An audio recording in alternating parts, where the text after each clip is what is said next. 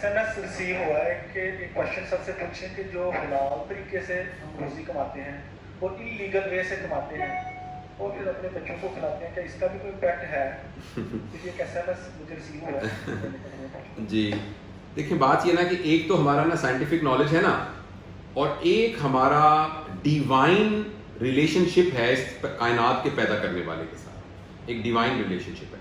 Scientific باتوں کو ہم ایکسپیریمنٹ کے ذریعے ویریفائی کر لیتے ہیں اور ویریفائی کر کے اس کا جواب دے سکتے ہیں. اچھا، جو ڈیوائن کے سے ہمارا کنیکشن ہوتا ہے اس کی بیس ہمارا بلیف سسٹم ہوتا ہے، جس میں ہم یہ کہتے ہیں کہ ہم نے چونکہ مان لیا کہ ہمارا پیدا کرنے والا ایک خدا ہے، لہٰذا ہمارا خدا ہمارے لیے جو فیصلہ کرے گا وہ ہمارے لیے ٹھیک ہوگا.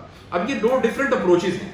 سائنٹیفک اپروچ کے اندر ہم یہ کہتے ہیں یہ میں ایکسپیریمنٹ کر کے میں نے دیکھا ہے، اس ایکسپیریمنٹ کے نتیجے میں یہ غلط ہے، یہ صحیح ہے.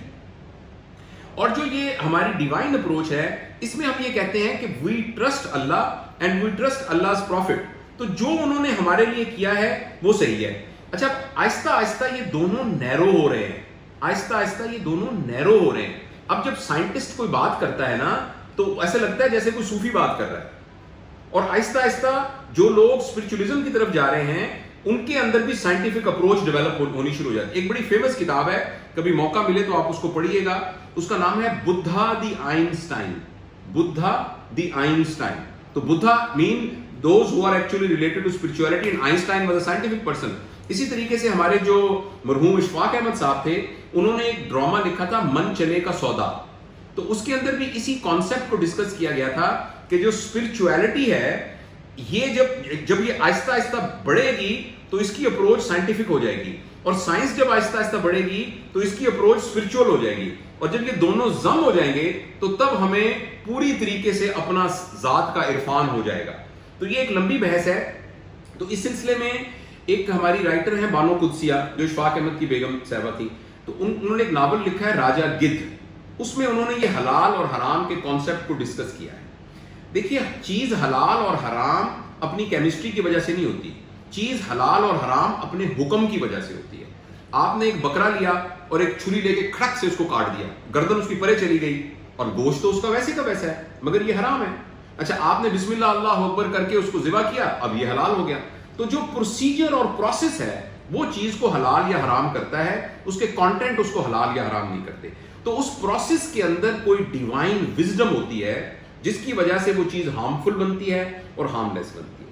بانو قدسیہ نے اپنی تھیوری کے اندر یہ لکھا ہے کہ جب بھی ہم حرام کے ذریعے سے کوئی چیز کما رہے ہوتے ہیں تو یہ حرام ہمیشہ استحصال کی بنیاد پر ہوتا ہے. جب بھی آپ محنت کریں گے، جدوجہد کریں گے، تو جو کچھ آپ کو ملے گا وہ ہے جو آپ ڈیزرو کرتے ہیں، وہ ڈیزرو کرتے ہیں.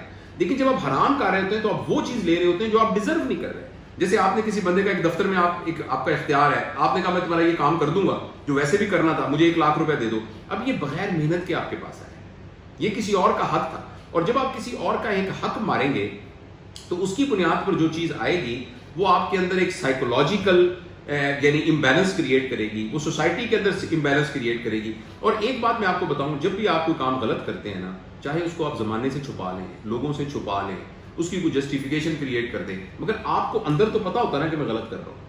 اور چونکہ آپ کو اندر پتا ہوتا ہے تو وہ آپ کے اندر ایک گلٹ ہوتی رہتی ہے. اور جو آدمی گلٹ، اور ایک ہمارے بزرگ ہیں وہ کہتے ہیں گناہ اتنا برا نہیں ہوتا جتنا احساس گناہ برا ہوتا ہے. کیونکہ گناہ سے آپ توبہ کر کے واپس کلین ہو سکتے ہیں، مگر احساس گناہ آپ کو اندر سے مارتا رہتا ہے، اندر سے. اسی لیے اللہ تعالیٰ نے جو ہمیں بہت بڑی نعمت دی ہے وہ توبہ کی نعمت دی ہے. اگر ہم توبہ کر لیتے ہیں، اور اللہ پاک سے ہمیں یقین ہے کہ اللہ توبہ قبول کر لیتا ہے، توبہ کر لیں تو ہم اسی طرح ہو جاتے ہیں جیسے ماں کے پیٹ سے آدمی معصوم طریقے سے نکلتا ہے. تو اس لیے میرا نہیں خیال کہ میں آپ کو پوری طرح کمپریہنسو جواب دے سکا ہوں، لیکن اس کا جو ہے میری انڈرسٹینڈنگ یہ ہے کہ حرام بنیادی طور پر ہماری سائیکی کو چینج کر دیتا ہے. اور جب ہماری سائیکی چینج ہو جاتی ہے تو پھر ہماری تھاٹ پروسیس نیگیٹو ہو جاتی ہے. جب ہمارا تھاٹ پروسیس نیگیٹو ہو جائے گا تو ہماری ہر چیز 2 نمبر بن جائے گی، جسے کہتے ہیں نا عام زبان میں. تو جب 2 نمبر زندگی ہم گزاریں گے تو وہ کیسی زندگی ہوگی. بانو قدسیہ نے تو یہ بھی تھیوری پیش کیا ہے، آپ وہ پڑھیے گا راجا گدھ ناول، کہ حرام کھانے سے انسان کے دماغ میں پاگل پن آ جاتا ہے.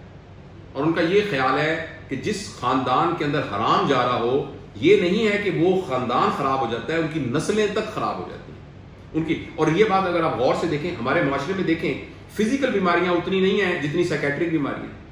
हर घर में दूसरा आदमी डिप्रेशन का मरीज है, हर घर में कन्फ्लिक्ट हो रहे हैं, बेटा बाप की बात नहीं मान रहा, बाप बेटे की बात नहीं मान रहा, बीवी खामद की बात नहीं मान रही, ठीक है ना। तो इतना ज्यादा जो एक साइकेट्रिक हमारे ऊपर एक प्रेशर पड़ा हुआ है और हम एक सिक बनते जा रहे हैं एज अ होल सोसाइटी। तो उसके अंदर मेरी डिवाइन अंडरस्टैंडिंग ये कहती है कि कहीं ना कहीं हराम का जरूर दखल है।